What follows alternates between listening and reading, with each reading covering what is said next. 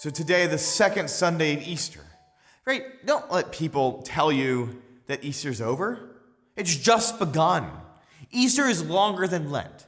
Lent was long and arduous. It was 40 days, 46 days if you count Sundays, of penance, of fasting, of preparation.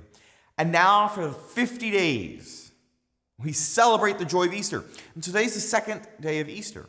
Now we have the gospel of the apostles are in the upper room, and they've locked the door. They're hiding, right? They kind of pulled the shades so the lights off. They're being quiet because they're afraid of the Jews.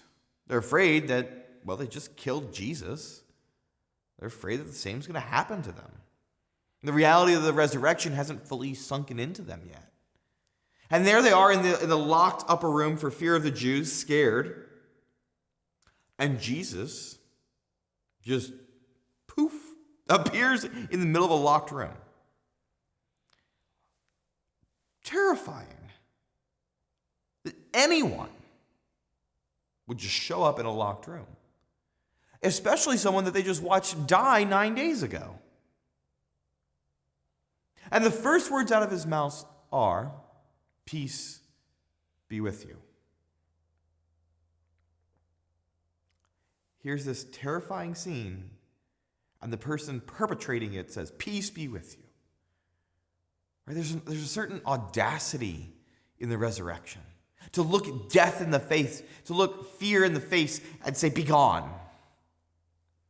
And to give the apostles the tools to carry that out, he breathes on them. Whose sins you forgive are forgiven them. Whose sins you retain are retained. He gives the apostles the ability to absolve sin.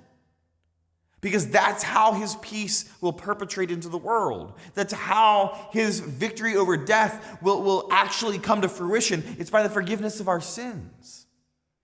How exciting is it to have this great sacrament of confession? Today on Divine Mercy Sunday, go and enter again into the Easter joy. Enter into it again by going to confession again and celebrating the fact that there is forgiveness of our sin and there's the peace that comes with that forgiveness.